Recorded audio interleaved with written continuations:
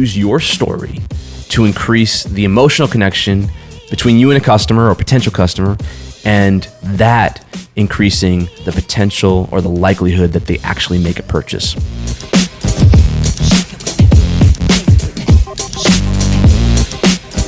Let's talk about the perfect About Us page. Now, we've talked about the perfect e-commerce site and the various pages that go into this in our Perfect series, and this is kind of another install of that series. And this is a humble page, right? This is a page that most people have. Most businesses have an About Us page or something like that on their website, but rarely is it thought through and intentionally used to increase conversion rate, which is what it can do. And so that's kind of why we're going to dig into this today. This sometimes can be just a box that people check when they're going down the checklist of things that they need for their store. But the opportunity here is that it can be intentionally created and actually help increase purchases. And so, sometimes it's emphasized, and sometimes it's genuine, and other times it was clearly a chore that the brand had to go through when they created their site. But ultimately, you want to sell your brand and not your product, and we've talked about that, in multiple places. But that is the key. That is how you win a customer and a fan for life, is by selling your brand, and this page can help you do that. And the truth is, people care about what you do and why you do it. And they care about it more and more these days. And so this page helps do that. And one way to do that is by having really great brand pages. That's not just the About Us page. That could be your warranty page. That could be other elements. That could be even your content, your blog, or whatever you might call it. Those elements lead into kind of being transparent about what you do and why you do it, and helping people kind of create an emotional connection between you and your brand. And so, is there an ideal structure for your About page? There is, and that's what we're going to dive into right now. So first, what's the purpose and the goal of the About page? Well, number one, it's to build trust through showing why you do what you do and showing your expertise. When you do that, this increases your conversion rate by making an emotional connection between you and your customer.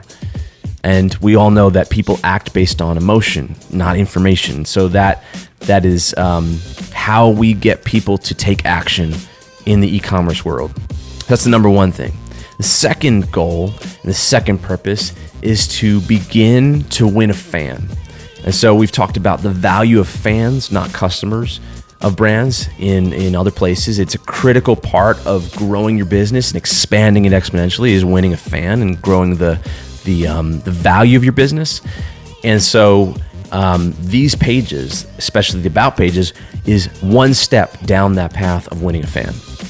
And so let's talk about what elements ideally should be included on the perfect About page. And I will say this, like some pages, like the product detail page or the home page, there's specific elements intentionally lined out with what they do and how they should be structured.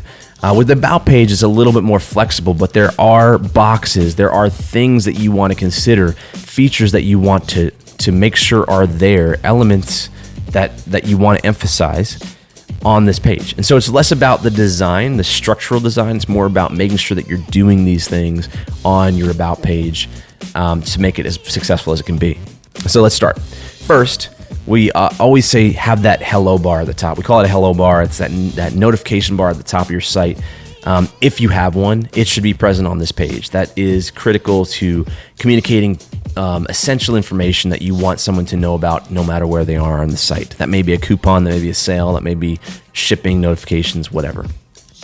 All right, next is your site header and navigation. And again, this is standard. This is the same on this page as it is on other pages. And we want to make sure that people can get to the buying journey very quickly from this page. So that's there too. The next area is your story. And when you think about your story, you want to think about it as you being the guide to the customer who is on their journey to getting to a certain goal. So it shouldn't be centered around you, although it is your story, but it should be centered around the goal being which when someone reads that story, it helps inspire them. It helps them understand you better so that you can, and that you can help them get to the goal that they want to get to using your product. And even if your product is really simple, there's still an element of that, and don't disregard it just because your product may be simple. So when you create your story or whatever words are on this page, you want to make sure that it's not just a random tale of why you do what you do and all that. You want to be intentional. The goal here is to demonstrate, why you're the best at what you do, at the product you create, why your brand is the best, by showing them how and why you create these products. You want it to be in line with your brand voice. And so that might be inspirational, that might be funny, that might have other aspects to it, but you want it to be in line with the brand voice and hopefully entertaining, hopefully something that makes someone want to read it. It's worth spending time creating a good story, one that is engaging, one that makes people read the entire page. It's worth hiring an editor to help you do that, because the more you can grab onto someone and create an emotional connection here, the better your conversion rate will be. And then it should go deep. It should really get into the reasons behind why your brand and business exists and why it creates this product, because that creates trust and that creates the emotional connection that we're trying to do with these pages. So in that story, make sure that if you can, use media. So it might be a video, it might be pictures of your product, your process, maybe your offices, maybe some of those things. Show that personality through this page. It might be your team. All of that helps to richen the experience and display your personality. Next, let's make sure that we're selling products throughout this page. There's no reason that this page can't be selling your products. Your site and your business is there to sell products, and so they should be present on this page. Now, they shouldn't be distracting, but if they make sense in context with something that you're saying, put a product in there, put a little thumbnail, link to it. You want to be selling your products throughout. You also want to be selling your content throughout this page, right? So as you're discussing things, hopefully you have other pages in line with your brand. Those might be blog articles, those might be warranty pages. You want to make sure that you're linking to those other areas that go deeper on subjects that you might discuss or that you might mention on this page, so that someone can actually deepen their journey into your brand through this page and through that content. And then lastly, we want to have a CTA. So on every page, especially the branded pages, we want someone who wants to act to be able to quickly act. And so that might be a product grid, that might be a collections grid, that might be a simple button that gets them into the purchase flow, into the shop flow, or it could be some of your highlighted products. But you want to have a call to action that gets them on the road to actually making a purchase as quickly as possible. And get them back into the purchase experience. See, the goal of this page is that it's part of the path in the purchase experience. And we often see that customers that walk through branded pages often have higher conversion rates than the paths that don't. And so they do make an impact. But the goal is definitely to get them back on the purchase experience, but to do it in a way that makes sense to them. And so let's quickly talk about how do we measure the performance of this page? How do we know that this page is doing what it's supposed to do? So the first way is the click-through rate to product pages. And so again, we want call to actions to products on these pages. And in order to do that, we need to measure the click-through rate to those products. And so if this page is driving people to the purchase, that is a successful page. The second way is time on page, right? And you should be aware if people are jumping out of here, like if they're going to that page and they're just jumping right back out. Again, we want to engage people. This is where you can really become a media company, a content company. You can actually start to expand how you tell your story, and that captures people. We've all watched movies before. We've all watched biographies. We've all watched the making of things. People are interested in that, and it captures us. And so it's worth spending time doing that. And if you're doing that right, people will spend time on this page. Then the last thing is the conversion rate when the about page is in your visitor path versus when it's not. So that's your store conversion rate. And you can segment that. Is this page present? What's the conversion rate when this about page or other branded page is present inside of the purchase path? And what's the conversion rate when it's not present inside the purchase path? And then compare those and make adjustments based on that.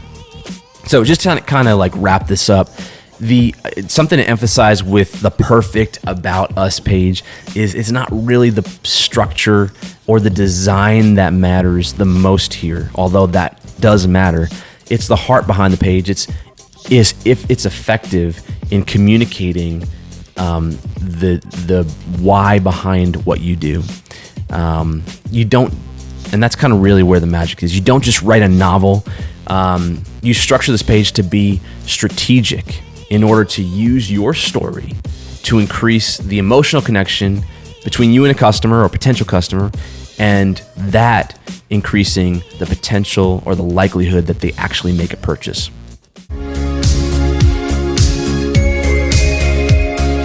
Okay, so we're going through the perfect e-commerce website. And when we come across the blog, a lot of people don't really give it much attention. In fact, if anything, it becomes a catch-all for whatever someone wants to write, which is really not effective at all. But the truth is that the blog is one of those areas that can be really impactful in actually growing your brand, if not the best way to grow your brand over time. And there are many companies that have built their e-commerce empire using their blog. Some of those are like Bulletproof by Dave Asprey, Dr. Axe, which was a client of ours and is local here to Nashville. He would give credit to his blog for a lot of the success, especially early success of their company. And so let's talk about how to create the perfect blog for your e-commerce site. And now we talk a lot about growing the value of selling your brand, not just your product. And that's a big part of what's going on here. We want to create a fan, not a customer. And this only happens through an intentional strategy with things like, having brand pages, which we've talked about before. And we've got other articles on the perfect brand page, having great offer, great customer service, all those kind of things. But a big part of it is helping your customer become successful with your product and helping the prospect, your prospective customer, fall in love with your brand and not just falling in love with your solution. That's a dangerous thing if they just fall in love with your solution. And so the blog is really a great tool to do that. And I'll put blog in quotations because we're going to talk about naming it correctly. And so in this article, we'll detail out what the perfect e-commerce blog looks like. What should it have? And in this one, we're going to do it a little bit differently than we have in previous ones because the structure of the page doesn't matter as much. It's really the steps that you go through in creating an effective blog that actually does something that gives you results and actually grows your brand and grows your revenue. And so we'll go through those steps and we'll actually talk about the page structure just a little bit, but there are 6 steps to that. And so let's get right into it. Step number 1 is deciding on the purpose of your blog within your e-commerce brand. And so let's just discuss the issue of naming. And we're going to talk about choosing a name in a second. But naming your blog is a really bad idea. It says nothing about your brand, and it really gives no leadership to the team that's going to be writing about or writing articles for it, and that's going to be your internal team. And so the hope is that you're not just using your blog as a journal or a catch-all for various articles and random things that you have to say. Like, that's not going to be effective. So the first step is really deciding the purpose, and that starts with defining the vocabulary that we use. And so let's talk about what types of content, what are the recurring pieces of content that you actually will use so that you can effectively name your blog and then effectively choose those categories. So there are generally 2 types of content that we have on a blog.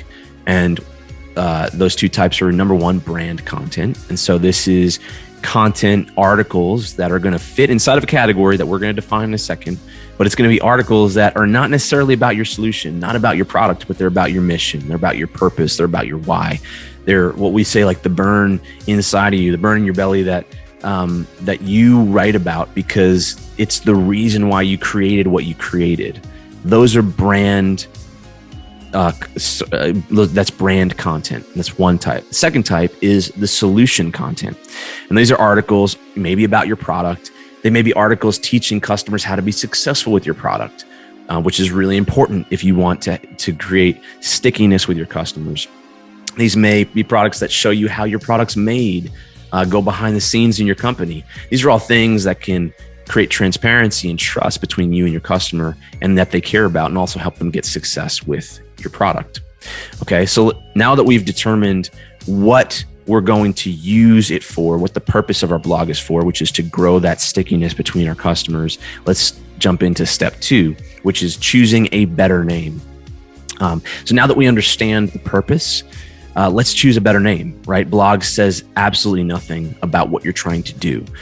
So don't call it a blog. That is going to be a mistake.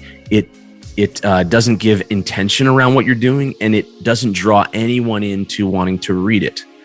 And so some examples might be, a company that one of our companies, Groove Life, has their blog, and they call it an adventure blog because their founder and their company is about seeking adventure. Like that's been his entire life. That's why their products have been born.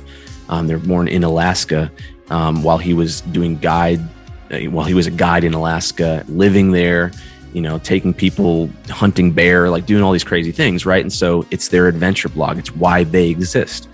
For Medicake, for us, we call our blog our Growth Academy because a big part of why we exist is to help grow brands and to create better brands in the marketplace. And so all of our content, all of our articles are in that section, and that's what that's called. So it draws people in, and it teaches what they should expect when they get into it.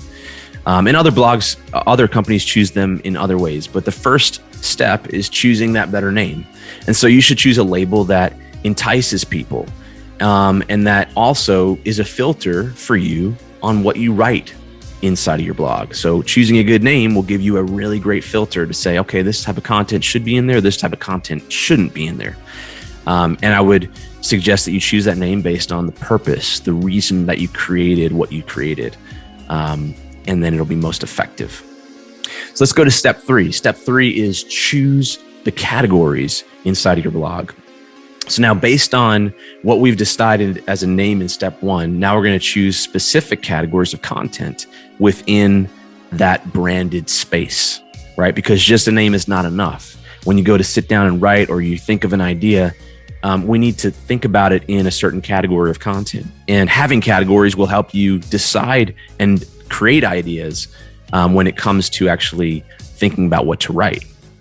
And so our suggestion is that you create at least one brand category as well as your other product categories. So we talked about those 2 types of content. One type is brand content. We want to have at least one brand category in your blog. And the other categories, you might have multiple brand categories, by the way, but have most of your categories, or many of the other categories, might be product related. And this gives you lanes to write within your content. Now, for instance, you could have a health tips category if your product is in the fitness world. You could have a behind the scenes of your company category. If you have a certain kind of culture that people might be interested in, your customers might be interested in. You could have a leadership category. You could have how it's made for your products. You can teach other businesses about what you create. So think about what you're passionate about, what might actually attract people to reading your content, and then create categories within that. Now, I would suggest that you do it in a smart way, right? Like, let's make sure that our customers are interested in our categories of content, the types of content we create, and that it will ultimately help elevate our business and sell more. Now, some of those categories may be giving back to other businesses and teaching what you've learned, and that's okay. But make sure that you're intentional about what the purpose of those categories is, what the result you want to create is, before you start writing about it. Don't just start writing about whatever comes to mind or whatever category comes to mind, because you need to be intentional with it. So step 4 is writing great content. Now, when it comes to writing great content, really should just end there, right? Like you definitely need to be strategic about this in what you write, but you really shouldn't be writing for search engines, because you're writing with the goal of converting customers and being effective with your content in helping create fans of your customers and bring in potential customers and help them to become fans over time. And so you should be strategic about it, but you shouldn't be caught up in the search terms and all these other things. Those are important, but they're a second layer. And the person that's writing and other people on your team can be looking at it for those type of things. And the perfect article is when those two things come together really organically, and that takes some work. I would say that no content is better than generic content. So if you're just writing filler articles to try and catch a wave of search terms or something like that, generally that's not going to work out well for you in the future. And it's really not going to create value in your brand, which is what you want. Now, the topics should be something that someone close to the product and the brand creates. That's how it's going to be as genuine as possible. And so that doesn't have to be the co-founder, the CEO, or any of those type of people, but someone that really understands the mission of the brand should be feeding into the topics.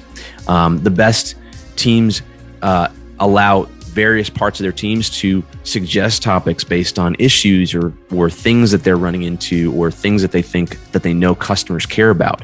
So talk to your customer service team, talk to your fulfillment team, talk to your marketing team and the team that is responsible for your brand. And that is how you get really great topics that are effective, that people are really already talking about.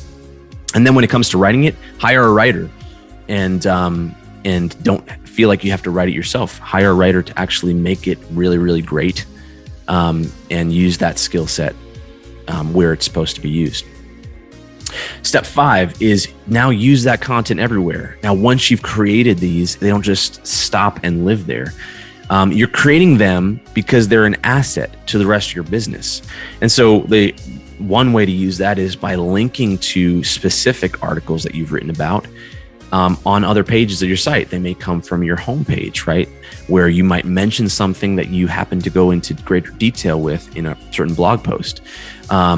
It could be on product detail pages, where you get down into the nitty-gritty of things lower down on the page, usually not up on the top of the page, and they may need to link off to a blog post. I would be cautious though with that, as we don't want to pull people out of the selling experience. We want to be intentional about weaving these things through and use them all in the right way. And then you should use it now that you have these great articles and great piece of content. You can use it in your emails. We often say, and we've written about several other places, that in your email, you need to be writing in a 2-to-2 ratio, right? So if you send 4 emails in a month, 2 of them should be selling, 2 of them should be giving back to your customers and not intentionally or upfront trying to sell them something. And with those content emails, your blog articles are exactly what you can use to inspire those emails. You can use it to create videos, social posts, and other content as well. And this is really a big part of how you build not just a company, but a brand. You don't want a product company, you want a brand, because a brand is more valuable. Okay, so step 6 is creating a great customer experience with regard to reading and consuming those articles, those blog posts that you write. Now, there's really no need to overcomplicate this because it is really simple, actually. But we have some tips on the structure of the page of 2 relevant blog pages. And so the first one is the blog listing page. And now, again, this is pretty simple. This page's purpose is to be scannable and make it easy to find the relevant articles in your site. Okay, so we want something like a header at the top. We then want filtering. Now, if you have a lot of posts, you might want to have category filtering. You might want to have a search bar. If you don't have a lot of posts, then there's no need to filter, 10 posts and overcomplicate that. So based on the volume that you have or the volume that you intend to have, make sure that you have the appropriate filters, the appropriate search functionality so that a user can find something very quickly. Then you can have a simple listing page. Most people use Grid. It's the most condensed, mobile-friendly version of doing that. And then you're going to walk down to pagination. Now, I'll make a note here that infinite scroll generally is a bad idea because users like to see progress. Like, where do I sit in relation to the total universe of what's available here? So in general, while infinite scroll looks kind of cool, it actually can be pretty frustrating to the user experience in certain scenarios. And so it's best if you do pagination of some sort. And then as you go down, let's let someone ask a question if you haven't answered it, so that, hey, why not take topic ideas in, right? If people are really reading your blog and consuming it, which is what you want someone to do. You want to become a media company inside of this little area of your business. So let's ask a question and let them suggest things. And then let's have a grid of products, because we want to make sure that we're continuing to sell throughout this experience. And then at the end, let's have a footer, obviously. So now that's the listing page. Let's jump into the article detail page. Now, the goal of the article detail page is this is where someone's going to read. So we want to make it easy to read. We want to make it fast as far as the page speed, because that's very important to, if you do want to rank in certain search engines and those kind of things. And we want to make it engaging. We want to be a media company when we're talking about this stuff. Like, think like a publisher when you're doing this kind of thing. And I should have mentioned that earlier on, but think like a publisher. And so when we look at this page, first we want the header, and then we want the content, right? And when it comes to the content, the layout of your page and the thing that someone's going to consume and read, let's make sure that it has good typography so that it's easy to read. And there are certain fonts and font sizes and font weights and font colors that are easier to read and others that are not. So let's make sure that it's as easy as possible. Let's make sure that it's scannable. So we want to use headings, H1, 2, 3, 4, and the styles of those headings appropriately so that someone can scan through your article and get to the places that they need very quickly, or at least be able to, understand where they are in relation to the end of it. Let's make sure we're linking to other areas of our site, especially products. So in that you're an e-commerce brand and you're a product company, let's make sure that we're linking back to the products that we're creating, because the things we're talking about have to do with those products. So we continue to sell through this experience. Let's make sure we use media like videos intermixed where relevant and where necessary. And let's make sure we also intermix products throughout the content. And so you could have product grids, you could have product rows, you could have a single product call out. And these are things you can design and embed in the post to make sure that you're actually selling and providing context while you're writing these posts. And then once you're done with the content, it's important to have a grid of products again, make sure that we're allowing someone to get right back into the selling experience. Now, for some posts, you might want to have comments, and it depends on your brand and your brand position and how you want to allow that kind of thing. But that's an optional element right here as well. And then under the products, let's have a brand reinforcement of our brand de-risking factors. And so that's trust factors like badges, they may be reviews, they may be accolades, they may be something about our warranty. We want to reinforce our brand trust factors to help de-risk that sale. And then, of course, there's the footer. Now that we've gone through the structure of those two main pages, let's talk about how we measure the performance of your blog. So the number one thing to measure is it effective in helping people consume the content? Is it really good content? And so time on page is one way to measure that. Also, is it effective in selling your brand, right? So if your blog has a high exit rate of those pages, then it may indicate that it's not as effective as it could be. People are not continuing on and purchasing. So we want to measure that. And then let's also measure, this is a little more complicated, but let's measure the conversion rate of our site when a blog article or the blog page is part of that path. And let's compare that to when it's not and see if it's having a lift. See if if those articles are convincing people or helping to condition people to be more likely to buy. And so in conclusion, look, blogs are sometimes a catch-all for things, and the name alone makes that happen. And so let's make sure that that's not the case on your e-commerce brand in your e-commerce store. If it is, it's just a waste of everybody's time and resources. But if it's done right, it can really help you build an actual brand and an influential voice that stands for something that is valuable and that sells more products. So let's talk about the perfect e-commerce utility page that gets results inside of the perfect e-commerce site experience. We're continuing our perfect site series here. And what is a utility page? These are pages on your site that help customers make decisions. So they take many forms, right? These could be pages like sizing pages or quizzes that help you decide on a product, or product finders. These are all utility pages. But the goal here is that these pages contain information and tools that help users quickly make decisions rather than leave your experience. And that's why they're so critical. Now, what's the purpose of an e-commerce utility page? So the purpose is to help someone make a quick decision, to solve a problem, maybe to answer a question, so that they can confidently continue. And these pages take many forms. They inherently depend on your product type. And so we're going to give some examples here.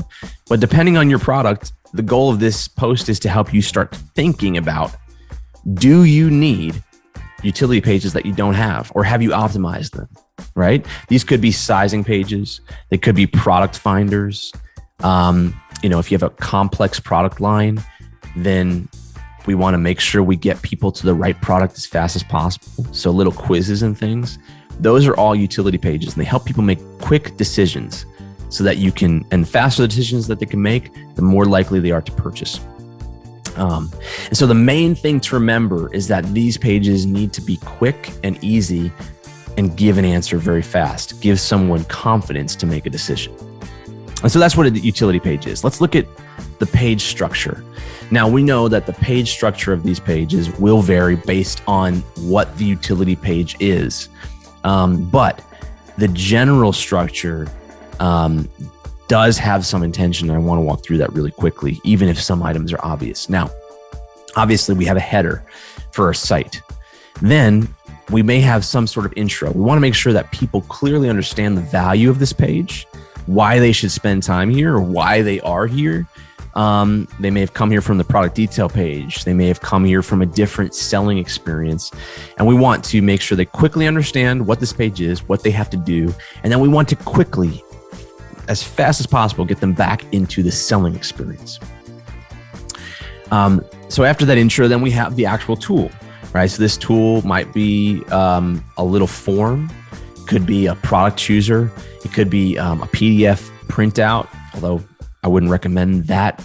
It could be a quiz, or it could just be information, right? It could be a sizing grid, and that couldn't be put on a product detail page, or another type of information based on your product that's critical for someone making a decision.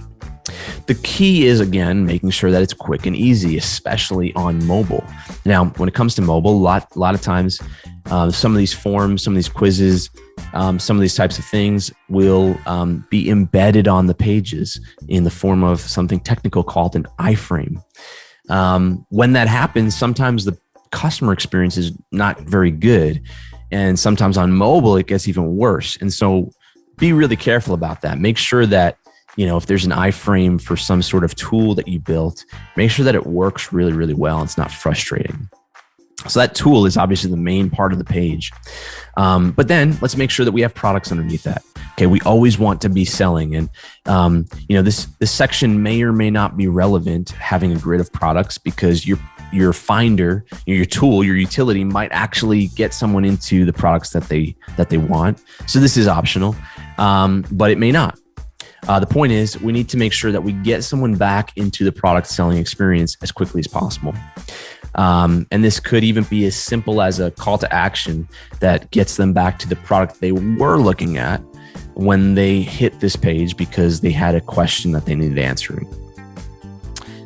Then after that product selling experience, that CTA, let's make sure we have some customer service areas down here. This could be a chat.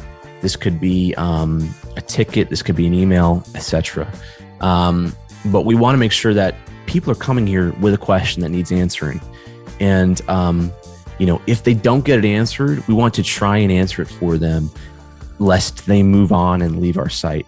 And so let's try and make sure that they can easily escalate it if they didn't find their answer.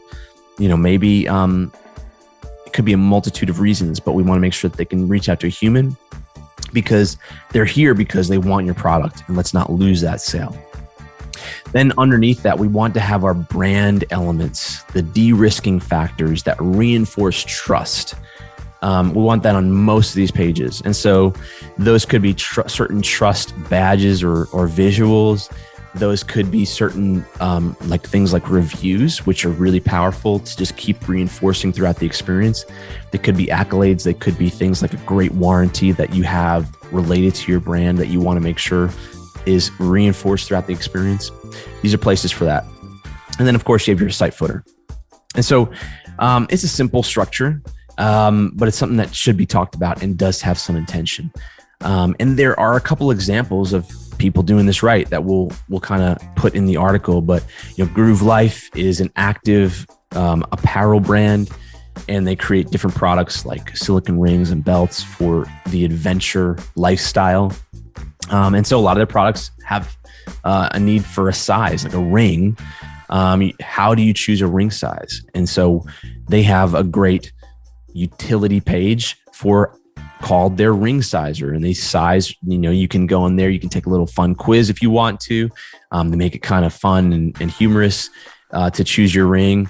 And then even if you don't get the right size, they say, hey, look, don't worry. If it's the wrong size, we'll send you a new one for free. And so they kind of lower the risk, even though they can't take it away completely. Another company of ours is The Good Kitchen, and they sell meals. And it's a meal subscription program. And so in order to figure out what meals you might want, they make you go through a little questionnaire. It's a product finder that then shows you the various meals that might be good for you. And then you can choose those and check out with them.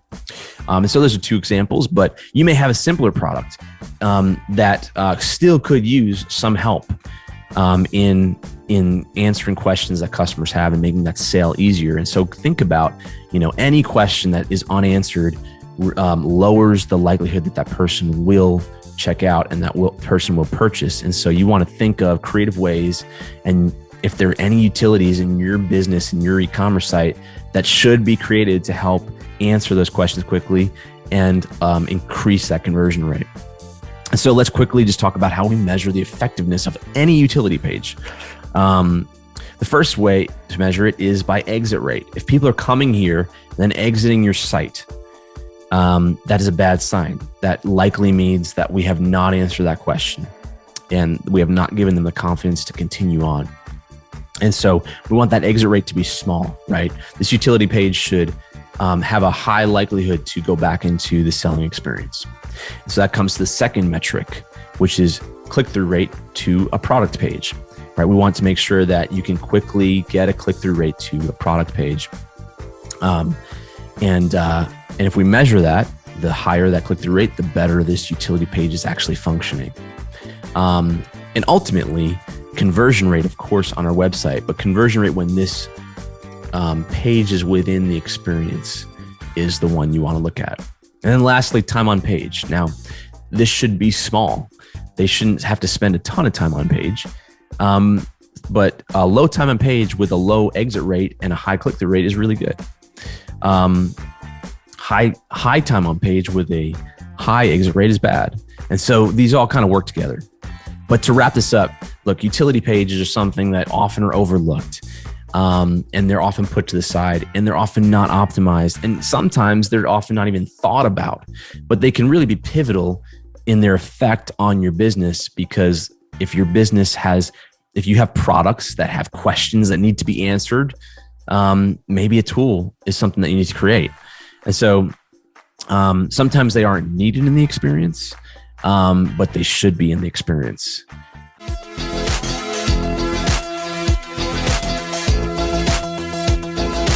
We have our series of our perfect e-commerce site, and that kind of goes through all these kind of standard pages.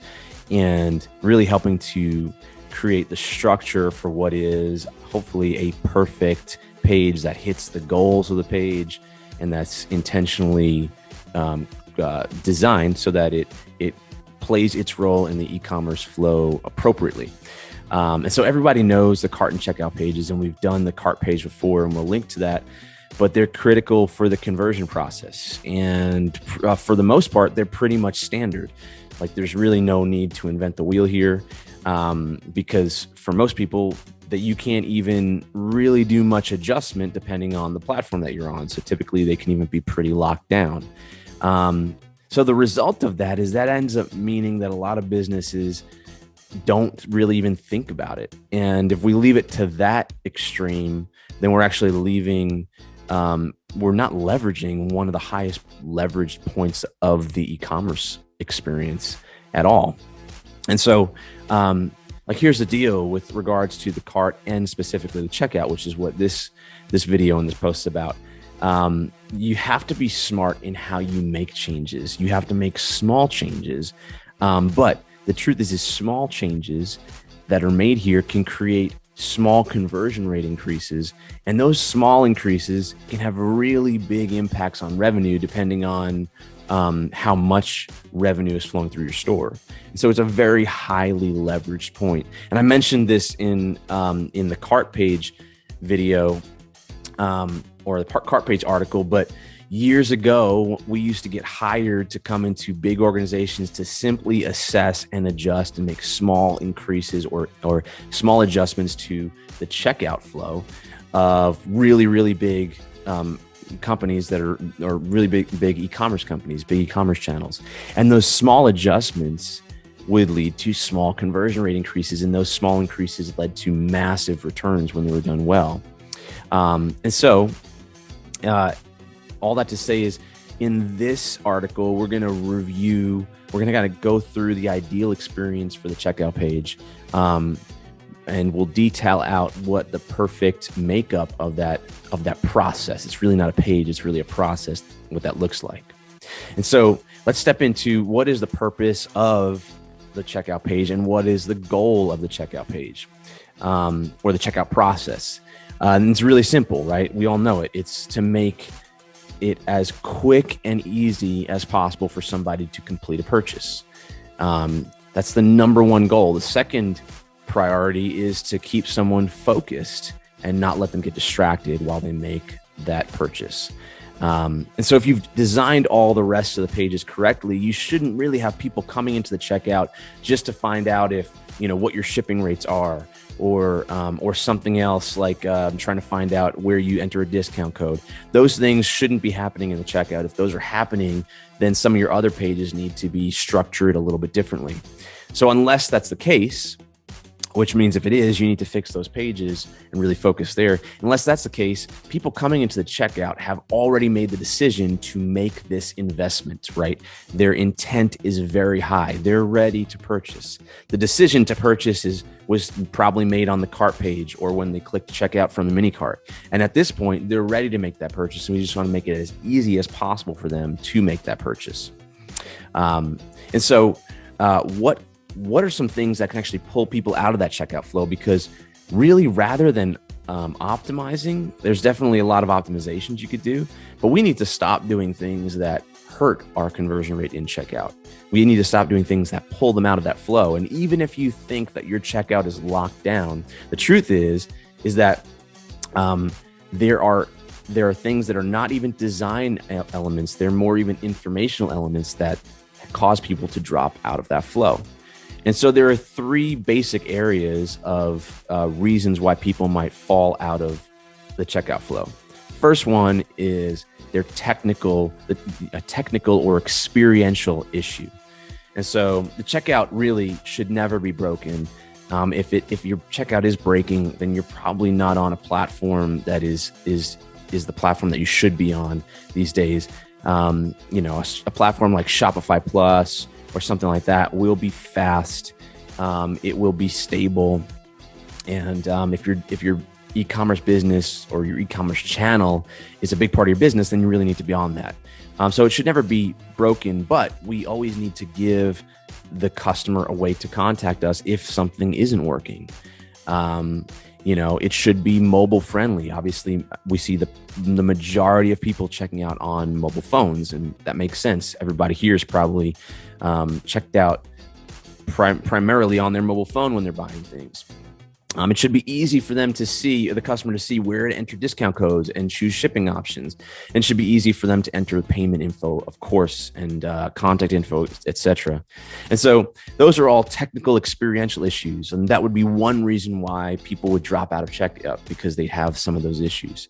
The second bucket of reasons would be personal issues, right? And so this could be that they don't have their payment information available at the time, or they get distracted by something. Maybe they shouldn't be doing this, but maybe they're buying something while they're driving a car, or they're waiting for a train or something like that, and then that thing happens and they get pulled out of it. They get distracted, and there are things that we can do to help in that area.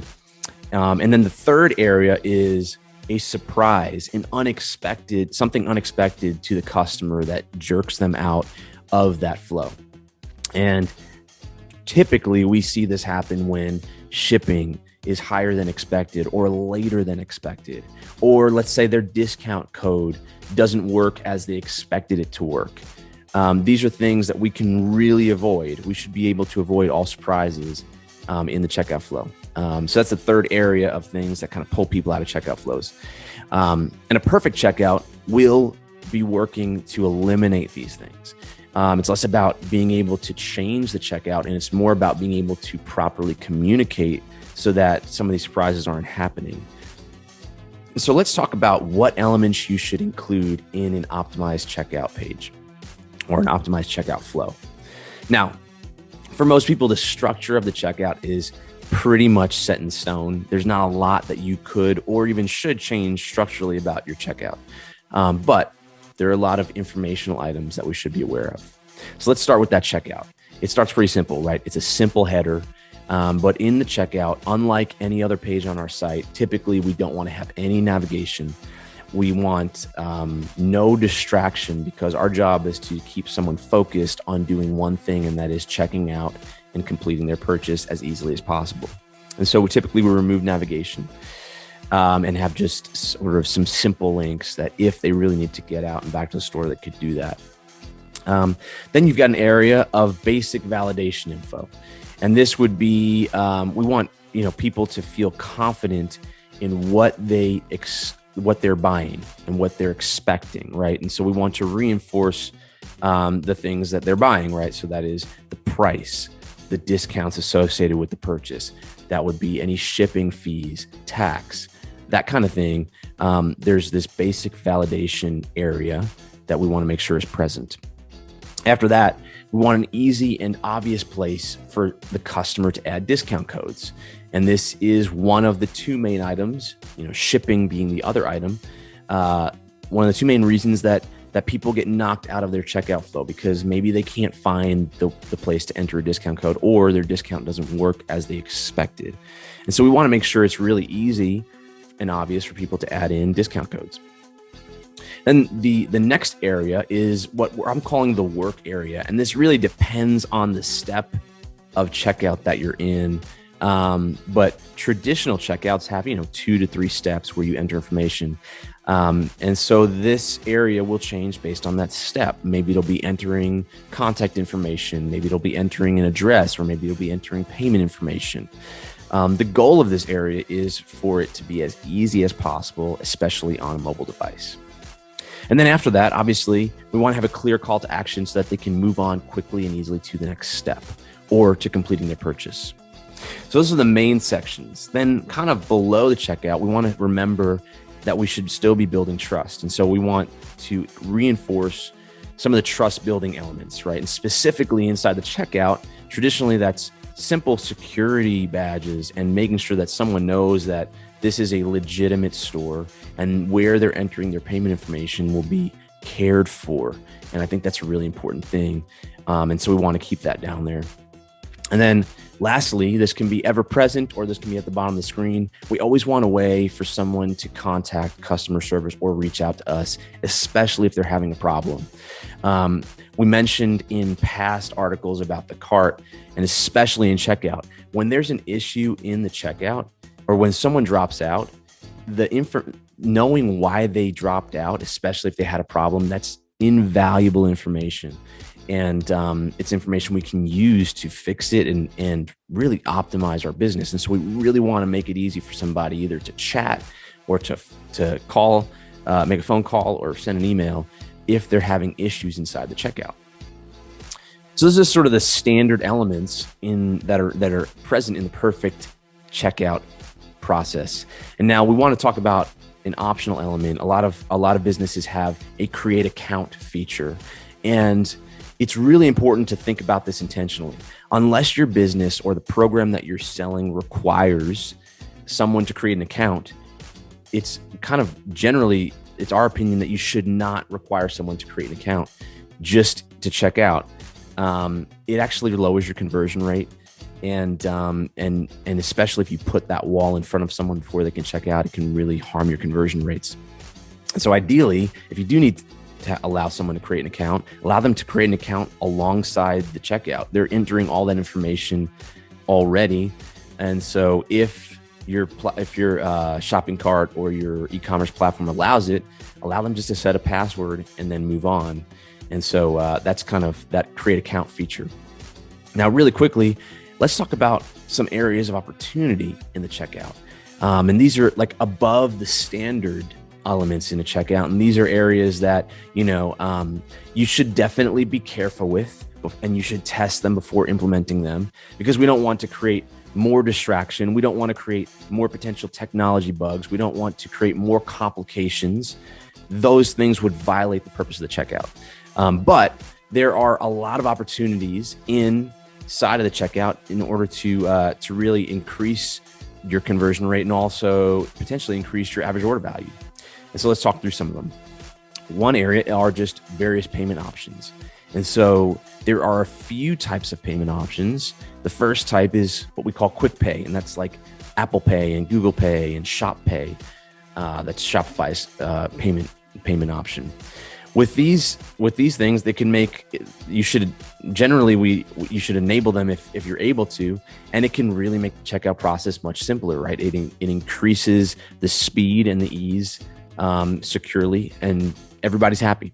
So those are usually no-brainers if they're offered inside of your checkout, but every business is different. The next one is alternate payment options, and so these are things like PayPal and Amazon Pay, and just in general, from our experience, we don't see very many bumps in conversion rates when those are enabled. And they can cause some technical issues just because they complicate the experience.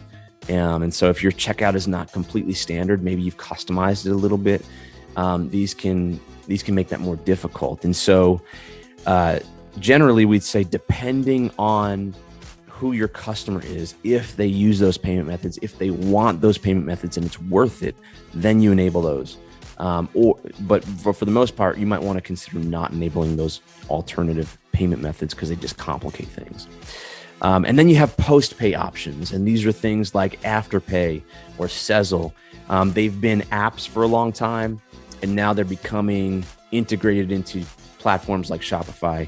And these are really great ways to increase conversion rate, especially if your product is a higher cost product, because they allow someone to pay over time without any credit check, and it lowers that initial fee for that, lowers the initial cost for the customer. However, it does have a cost to you, the business, and so you should make sure you're okay with that before doing it. The next area, the second area of opportunity, are things like order bumps or upsells, everything that increases the average order value in the checkout. And so like the shopping cart, which we've discussed, you really want to be careful with these. We don't want to distract anyone and have them get out of the flow and back into the shopping flow. That's not what we want right here. However, if you test these and you're experienced in them, these can be a really great way to increase your average order value. but they can also completely break your checkout if you're not careful. So make sure that you're aware of the technology behind some of these things, depending on your platform, and also are monitoring these things pretty regularly. The third area is subscription payments. And typically this is a slightly different experience in the checkout. For some shopping platforms, it might actually require a bit of customization in order to make things work really smoothly and really well. But overall, if you have a product that is a subscription-based product or that lends itself to subscriptions, these can be really, really, really great. Really great for your business, but you have to make sure that the experience is really good. The fourth area is our post-purchase upsells. And these are really interesting and exciting areas. And you can really add a lot of, you can really increase your average order value through post-purchase upsells. These are offers that are presented to the customer after they complete the checkout, but before the thank you page is displayed. And these can be really great if you know what you're doing, but you've got to be really careful because they can create issues, customer service issues. People may purchase things accidentally. And they can also hurt your brand if you overdo these because they tend to be annoying if they're done in an annoying way. And so you should test these and understand what's happening underneath the hood of these before implementing them. And then the next thing is the thank you page. Now, just because the purchase is done by the time the customer ends up at the thank you page does not mean you should stop and not consider that thank you page. This page is actually the first impression that a true customer, a paying customer gets. So you should make sure it looks good, that it's on brand, that it's accurate. That impression is really important. I've seen thank you pages where things are spelled wrong or they're broken or, and these create poor impressions for someone who just bought your product.